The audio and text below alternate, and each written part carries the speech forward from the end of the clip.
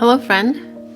During the months of March, I stopped writing in my Hobonichi 5-year journal, which I started using a little over 4 years ago, back in 2019. I thought that since this is the very last year of using this 5-year journal, I would be excited to fill in the last space on each day, but it hasn't been that way. Yeah, it's true that I could go for a while without writing in any of my notebooks. Life is full with 2 kids, business, and kind of a high-maintenance old house that we live in.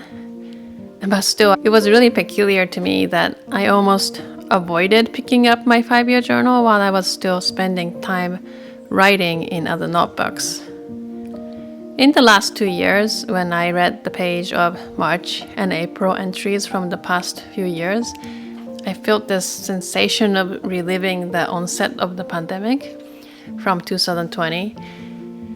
The amount of unknown was really immense, and my journal entries on the surface read pretty optimistic, always looking for a lesson and silver linings in the darkest and most uncertain moments. And really, I kind of had it to be. I was a mom to 6 and 9 years old back then, and a small business owner. And at home, I wanted to make sure that the girls were informed about the pandemic in an age-appropriate way without planting seeds for fear in the world. Frido and I wanted them to feel safe, loved, and engaged when we were not able to step outside of the house. On the business side of BK, first and foremost, I wanted the team to feel supported and secure, helping them know and feel that I would do what I could do to sustain our business and their payroll, so that there was at least one less thing that they had to worry about when so many other small and large businesses were going through downsizing or closure. It was really important to me. And I felt for the BK community. Shortly after we hit the lockdown, I quickly realized that for many of our community members, notebooks and pens could be the comfort and safe space. It was their sacred tools.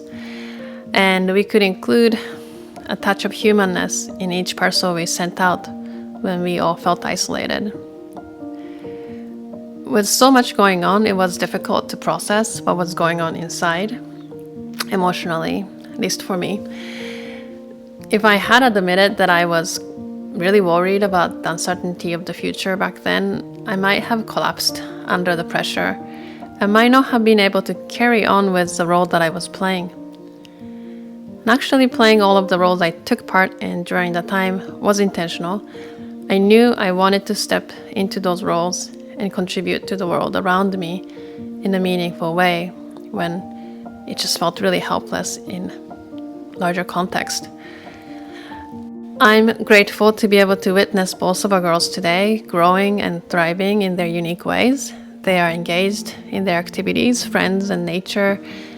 They can still play endlessly in a canyon, at the beach, or anywhere they find themselves, building fort, working on artwork, and just chatting with their friends and each other. BK is still standing too. So much gratitude to our incredible community who allowed us to be a part of their lives through thick and thin.